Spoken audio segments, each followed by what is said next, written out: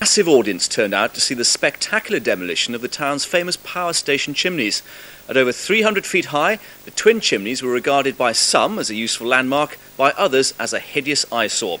But in just a few seconds this morning, they came crashing down to earth, changing the town's skyline for better or worse. The chimneys of Poole Power Station have dominated the town's skyline for nearly half a century.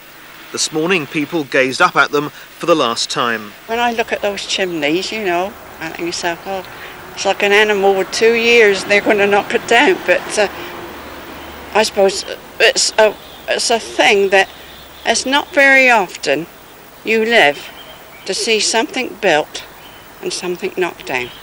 Okay, you'll take sugar. Morning. The evacuation of around 100 homes near the power station began early this morning. Go watch chimneys come down now. Yeah? For safety's sake, everyone was moved at least 1,000 yards away, including Isaac the buzzard. As the countdown to the demolition continued, every possible vantage point filled with onlookers. Many spectators recall the days when the power station produced enough electricity for nearly 500,000 people. At first coal-fired and then converted to oil, it gave its final performance during the miners' strike. Minutes before the explosives were detonated, roads around the power station were closed and the centre of Poole came to a standstill. Few dared look away in case they missed the big moment. Commencing countdown. 5, 4, 3, 2, 1, fire.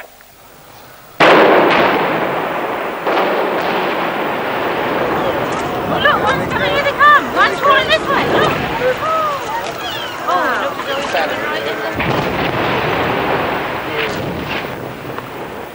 Oh, I couldn't believe it. It was just so great. Wonderful. There's so much dust as well. Now you can see why they've evacuated everything, but it's well worth waiting for. Brilliant. Really good. What had taken years to build came crashing down in seconds. All that's left of the two chimneys that used to dominate the Poole skyline is 5,000 tonnes of rubble. It'll take workmen about 4 weeks to clear away this pile of rubble, and it'll take around about 18 months to knock down the main power station building behind me.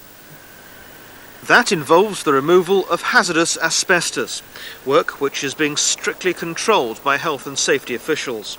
Once the site is cleared completely, decisions will have to be made about its future. It is an extremely prominent site, and I think whatever form of development goes on there, it's essential that it makes the best use of its marvellous location on the edge of the harbour. After watching the chimneys come tumbling down, 73-year-old Eileen Fry returned to her house with more than a tinge of sadness. Oh, it looks terrible. You have been used to it. I said to the road, I said, I wish they left them as a landmark. As Eileen put it so simply, today the people of Poole witnessed the end of an era.